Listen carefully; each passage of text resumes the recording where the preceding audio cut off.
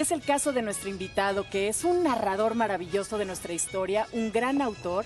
Bienvenido seas, Leopoldo Mendívil, aquí a esta celebración sobre México, que tú de verdad amas y lo escribes y se nota en tus libros. ¿Cómo estás? Pues Luz María, es un honor para mí y también Carlos, y desde luego Thalina. Yo soy un admirador siempre de Thalina y muchos de los libros que yo he hecho ha sido con su... alimentándome mucho de platicar con ella, así que estoy súper afortunado de estar con ustedes. Y ¡viva México! ¡Viva México! Viva Y tú vas a empezar a contarnos ahora sí que había una vez una España que... Pues había una vez que la independencia, como nos la han contado desde niños, no es cierta. Ajá. Y esto, bueno, amo a México, esto ¿Pero no por es qué contra... pasa eso? Perdón que te interrumpa. ¿Por qué no nos las cuentan como realmente es? Mira, es que eso es un problema en todos los países, o sea, no solamente en México. Todos los autores de este libro, que son mis amigos Juan Miguel Zunzunegui, Pedro J. Fernández y un servidor, nos hemos dedicado ahora sí que hay un problema. Por ejemplo, en Chile pasa lo mismo. Está viendo una serie de investigadores, digamos, de una generación más o menos joven, que dicen, toda la historia nuestra también fue fabricada. Por ejemplo, O'Higgins, un cuate que fue impuesto, que fue un títere, pero se los vendieron como que es el prócer. Todo eso porque cuando se quedaba un régimen, lo que le importaba a ese régimen era que todo lo justificara. Claro. Entonces, esa es la historia. Y, por ejemplo, los gringos también les pasa. Los gringos suprimieron de toda su historia el hecho de que los británicos eran los que causaron la guerra civil y siempre le dijeron a su propia población que era por lo de la población negra y la esclavitud. O sea, en parte es cierta, pero en realidad era que los ingleses querían destruir a Estados Unidos para vengarse. Y no les salió, ¿no? Porque a la mera hora no salió la guerra civil como querían y ya después los ingleses y los franceses estaban con la cola entre las patas. De hecho, Maximiliano, esa es otra historia, pero Maximiliano aquí en México es parte de ese complot. Y fue a hablar a Estados Unidos por nosotros. Sí, exactamente. O sea, Maximiliano era, digamos, un pie de Europa que querían quedarse con... O sea, ellos se sentían ardidos, los europeos, de que Estados Unidos estaba agandallándose al continente.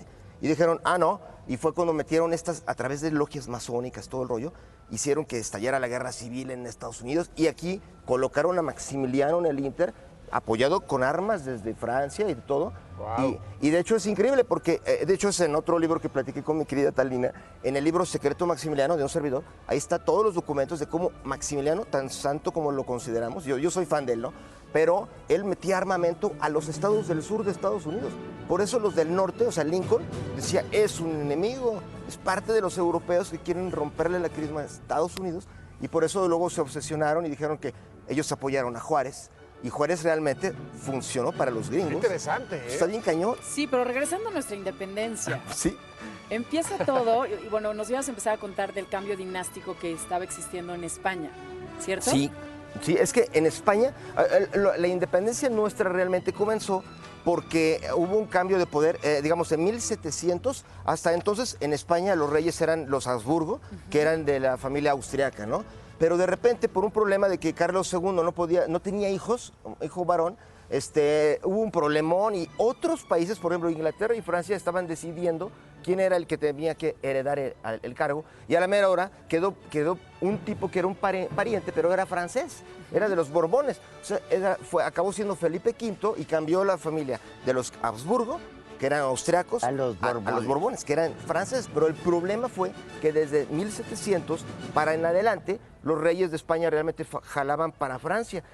Se convirtió España como una sucursal de Francia. El problema fue que, haz de cuenta, es como cuando aquí cambia el gobierno, porque ahora es de otro partido, y que empiezan a correr a todos los que estaban antes. Así pasó, y esto fue el antecedente de la revolución, de la guerra de independencia aquí, porque en realidad lo que pasó es que los franceses, o sea, Felipe V, imagínense, siempre firmó Philippe, o sea, él se consideraba francés, pero era rey de España. Entonces empezó a correr a todos los que habían sido de los Habsburgo, y aquí en las colonias, o sea, en América, en la Nueva España también, eran de los que trabajaban para el régimen anterior. Entonces los empezaron a correr y ellos empezaron a decir, no.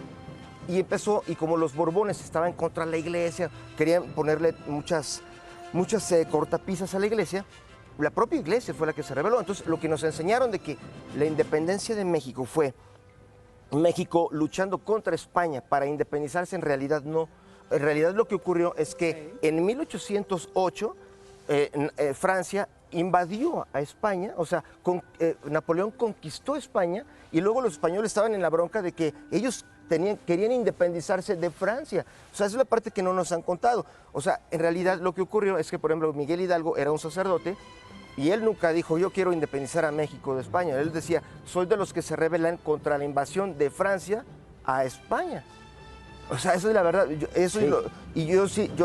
Yo he platicado con Talina en cuanto a toda la historia de la independencia, cuando no se la cuentan, perdón, es que como venía corriendo me quedé sin agua, pero agüita tenemos por ahí. Pero el caso es que cuando cuando Miguel Hidalgo dijo que viva Fernando VII era porque haz cuenta, Napoleón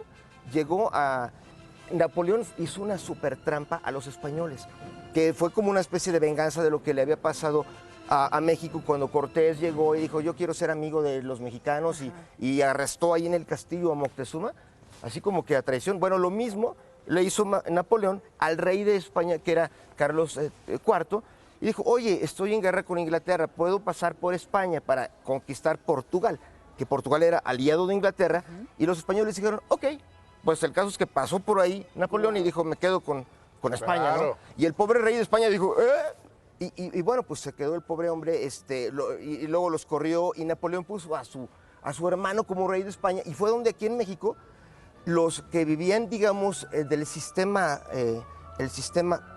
perdón, es que me estoy quedando Sin saliva. Es que como venía medio corriendo hace rato. El francés. Ay, perdón, muchísimas gracias. No, a todos nos pasa. Qué linda, gracias. Todo eso que nos estás contando está en este libro, ¿verdad? Bueno, en todos los libros que ha escrito. Ahí hay mucho más, porque lo que pasa es que todo eso, hay una parte más del complot, por decirlo. Yo no quiero abusar del tiempo, pero Es que se nos está acabando, No, desgraciadamente. no Está puede súper ser. interesante. súper rápido.